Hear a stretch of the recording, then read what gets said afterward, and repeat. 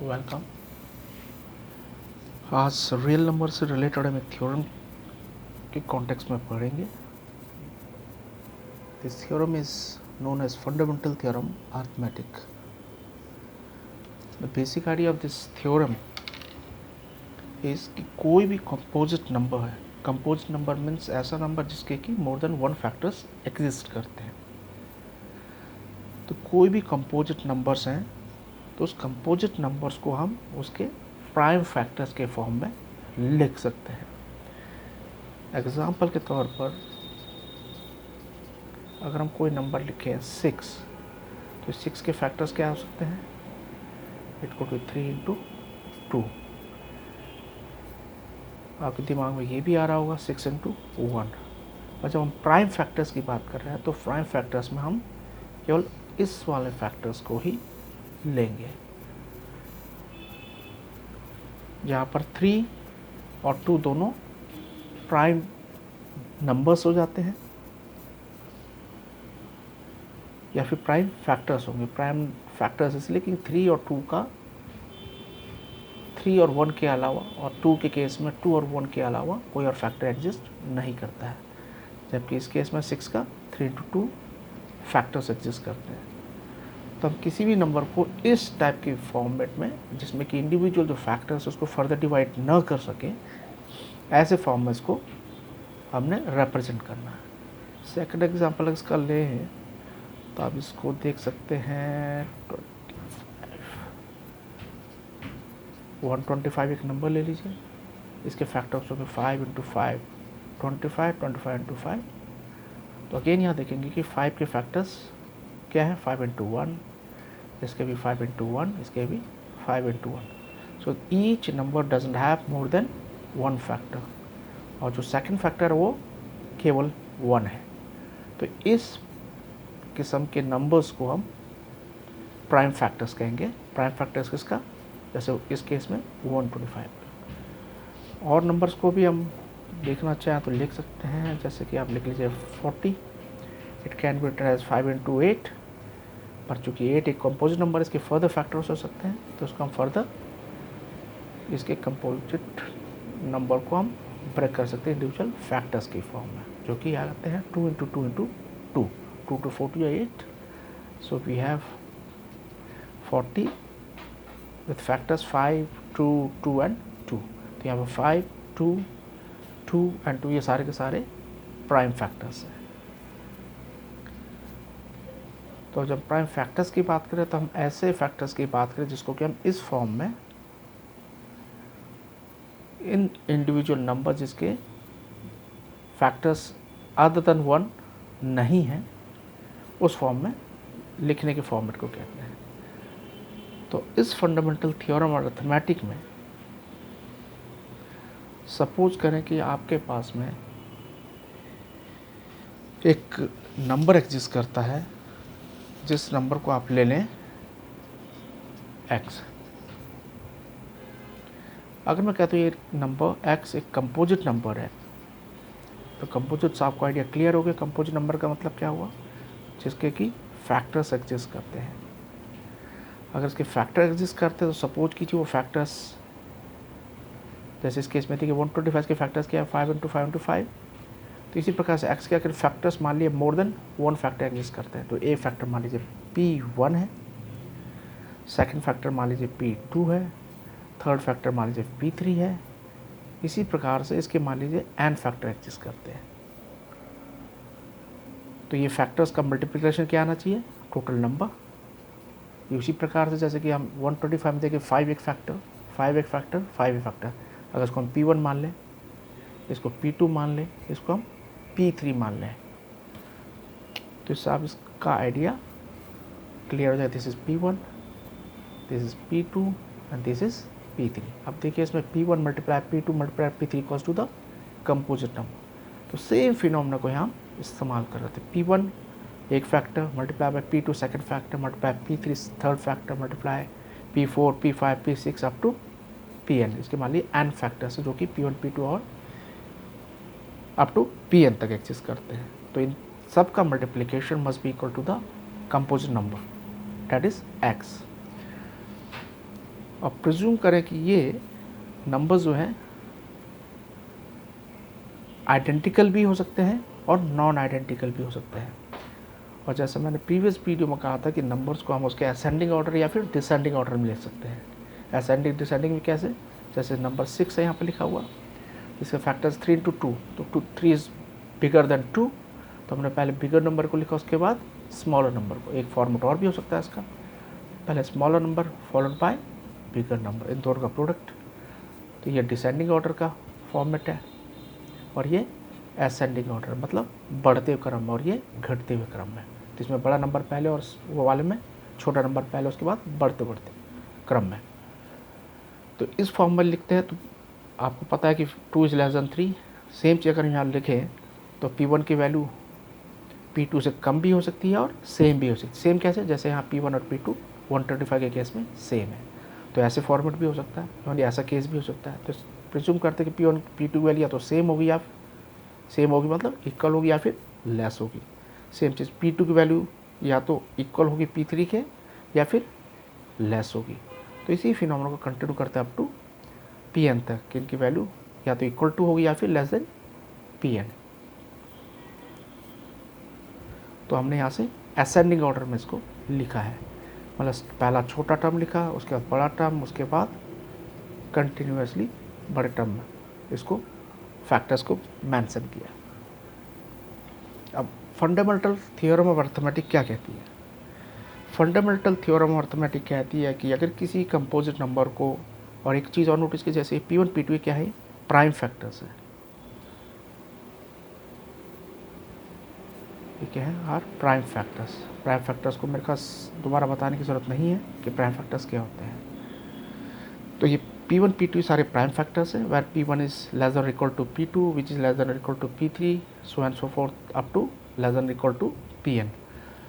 तो fundamental theorem arithmetic कहती है कि ये जो कंपोजिट नंबर जिसके P1 P2 P3 up to Pn prime factors हैं, तो ये किसी भी फॉर्मेट में आप इसको लिखें, चाहे असेंडिंग ऑर्डर में लिखें या फिर डिसेंडिंग ऑर्डर में। डिसेंडिंग ऑर्डर में लिखने के लिए सबसे पहले आपको बड़ा टर्म लिखना पड़ेगा, फॉलोड बाय से छोटा टर्म Pn, फिर n-1, मान लिया यहाँ पर कहीं आता है P4 followed by P3 multiply P2 multiply P1, ये उसका डिसेंडिंग ऑर्डर, सबसे बड़ा छोटा छोटा छोटा और लीस्ट। और ये ऊपर वाले केस में सबसे बड़ा फिर लेस, सॉरी इसमें सब छोटा बड़ा बड़ा बड़ा।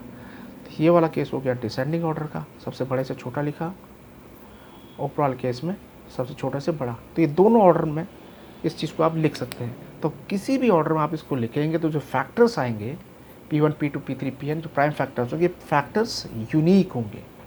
What does it mean? इसका मतलब ये हुआ कि इन फैक्टर्स के अलावा इस कंपोजिट नंबर x के कोई और फैक्टर एग्जिस्ट नहीं करेंगे।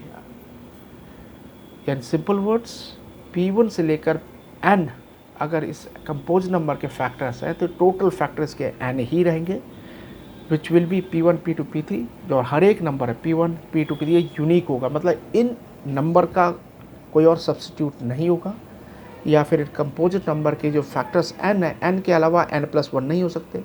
मान लो कि इसके 10 फैक्टर एग्जिस्ट करते हैं, तो ये 10 के अलावा कोई और फैक्टर इसके एग्जिस्ट नहीं करेंगे, और ये 10 के 10 यूनिक फैक्टर्स होंगे। ये फंडामेंटल थ्योरम ऑफ अर्थमेटिक कहती है। जैसे कि राइट साइड के एग्जांपल्स में आप देख सकते हैं, जो मैंने इनिशियली लिखा था कि जैसे 40 का फैक्टर लिखा, तो 40 के फैक्टर्स को मैं प्राइम फैक्टर्स की फॉर्मेट में जब लिखा तो वी गॉट 5 × 2 × 2 × 2। तो इस 40 के 5, 2, 2 एंड 2 इनके अलावा कोई और फैक्टर एग्जिस्ट नहीं करेंगे, तो ये फैक्टर्स यूनिक होंगे। मतलब 5 की जगह ऐसा नहीं कि कोई 3 आ जाए, 4 आ जाए, 6 आ जाए, या 2 की जगह कोई 1 आ जाए, 5 आ जाए, 7 आ जाए। जब भी हम 40 के प्राइम फैक्टर्स की बात करेंगे तो we will always get its factor as 5, 2, 2 and 2, मतलब जिसमें 3 2 होंगे और एक 5 होगा, इसके अलावा कोई और फैक्टर एग्जिस्ट नहीं करता है। ये फंडामेंटल थ्योरम बेसिक कंसेप्ट को ही एम्फसाइज करती है। तो ये फंडामेंटल थ्योरम का एक बेसिक एस्पेक्ट था। अब इसी फंडामेंटल थ्योरम के बेसिस पर HCF LCM निकाला जाता है, और इसी फंडामेंटल थ्योरम के बेसिस पर एक नया थ्योरम डेवलप होती है। तो उस थ्योरम की अगर मैं बात करूं तो वो थ्योरम क्या कहती है? वो थ्योरम कहती है कि अगर p एक प्राइम फैक्टर है,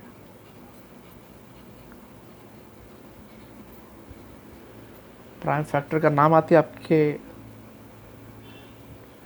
दिमाग में कंसेप्ट आ जाती है कि प्राइम फैक्टर वो नंबर जिसका कि 1 के अलावा उस नंबर के अलावा कोई और फैक्टर्स नहीं है। तो अगर p एक प्राइम फैक्टर है और p is a factor of एक इंटीजर जिसको हम कहेंगे a, स्मॉल ए से अगर मैं रिप्रेजेंट करूँ, मैं कहता हूँ p स्मॉल a का एक फैक्टर है। इंटीजर क्या होता है वो भी आपको क्लियर होगा, 1 2 3 4 5 प्लस में, 1 2 3 4 5 अप टू इन्फिनिटी माइनस में, तो ये इंटीजर्स कहलाते हैं। Basic these are natural numbers with plus and minus signs. तो अगर कहते हैं कि p a का फैक्टर है, तो ये थ्योरम कहती है कि then p will also be a factor of किसका, a की पावर 2 का।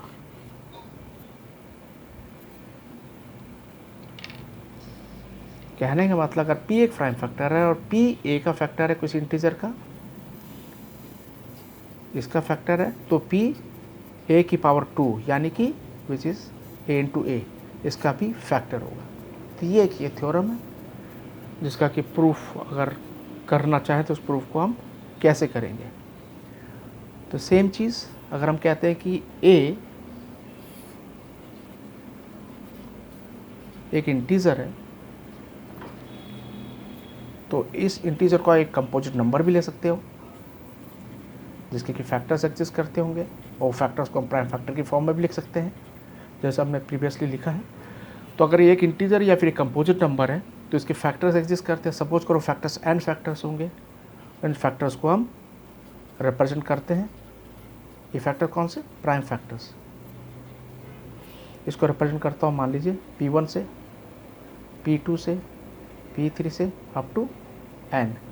तो इसका मतलब क्या हुआ कि अगर p1 को, p2 को, p3 को अप टू जो उसके n फैक्टर सबको अगर मल्टीप्लाई करूं, then I must get a number which is a, क्योंकि ये सारे के सारे a के फैक्टर्स थे। सिमिलरली अगर हम बात करें a स्क्वायर की, तो what we will get a into A. इसको आप a की जगह ये पूरा टर्म लिख सकते हो, p1 multiply p2 multiply p3 up to pn, again multiply by a की value again same, p1 multiply p2 multiply p3 multiply up to pn। तो आप क्या लिख सकते हैं, p1 multiply p2 multiply p3 multiply pn की whole power 2 और तो a स्क्वायर को आप इस फॉर्मेट में लिख सकते हो। तो यानी जो फैक्टर्स आपने a के लिए वो फैक्टर्स को आप a स्क्वायर के कॉन्टेक्स्ट में भी यूज़ कर सकते हो। और जब a स्क्वायर की फॉर्मेट में आप यूज़ किया तो आप इनिशियल जो प्रिजम्पशंस इस क्वेश्चन में लिखा वो क्या था कि p एक प्राइम फैक्टर और p a का एक फैक्टर है। तो p अगर a का फैक्टर है तो इसका मतलब क्या हुआ,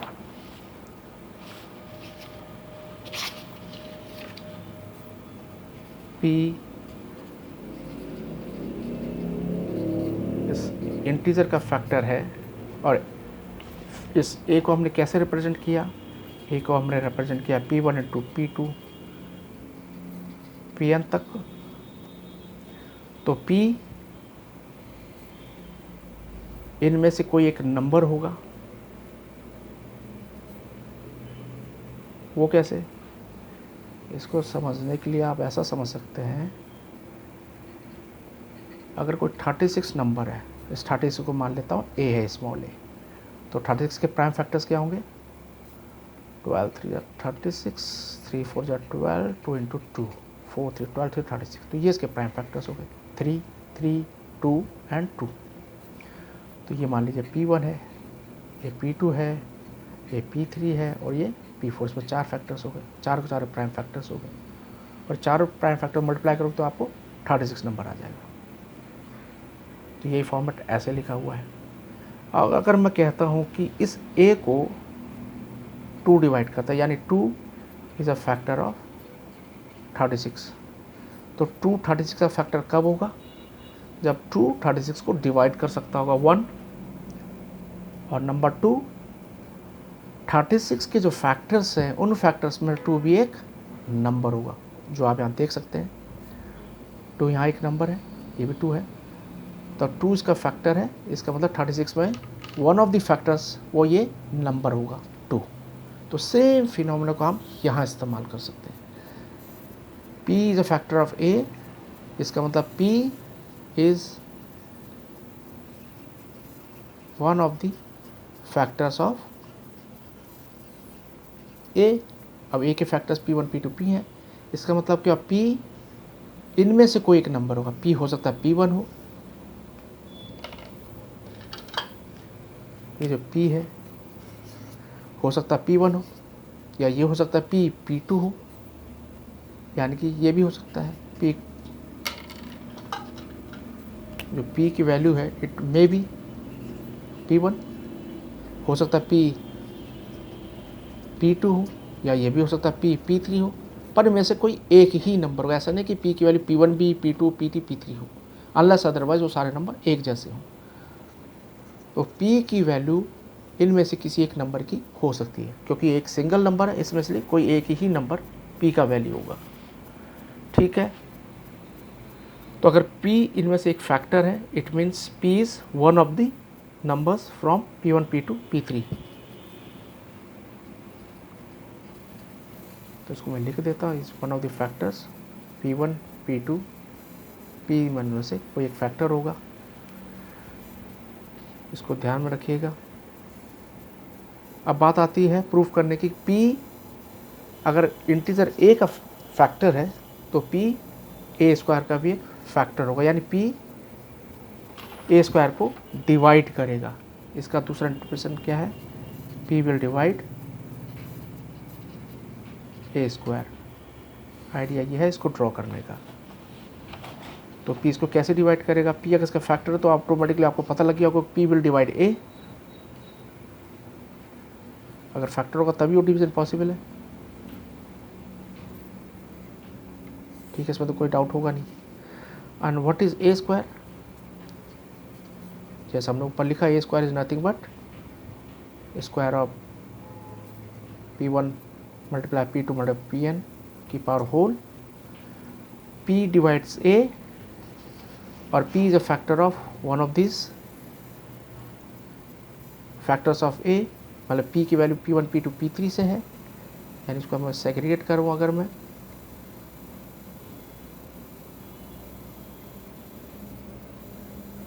इसको अगर वापस इसी फॉर्म में लिख दूँ, P A को डिवाइड करता है, इसका मतलब P इनमें से कोई एक वैल्यू है,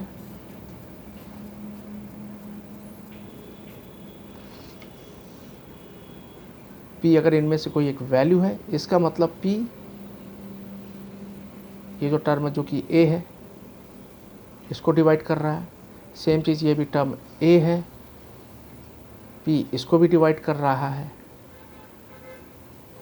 तो हम ये लिख सकते हैं कि अगर P1 को P से रिप्लेस कर दूँ मैं फॉर सिंप्लिसिटी, बाकी टर्म को एज इट इज़ रहने दूँ, तो आप नोटिस करोगे वी गेट P1 की जगह P, सेम चीज़ P1 की जगह P। जस्ट एक आइडिया ड्रॉ करने के लिए कि ये चीज़ें कैसे हैं, तो हमको लिखिए A square equal to P into P2 multiply P1 P1। तो मतलब मैंने P1 को P से रिप्लेस कर दिया, क्योंकि P इनमें से कोई एक फैक्टर होगा। आप इसको P2 को भी रिप्लेस कर सकते हैं, Pn को भी कर सकते हैं। अब आप P अगर इसका फैक्टर है तो P इसको डिवाइड कर रहा है, तो यहाँ अल्टीमेटली हम नोटिस करेंगे कि P अगर A को डिवाइड कर रहा है, this also means that P is also dividing this, P is also dividing this. तो इसी से ही कॉन्सेप्ट निकलता है P will divide A square.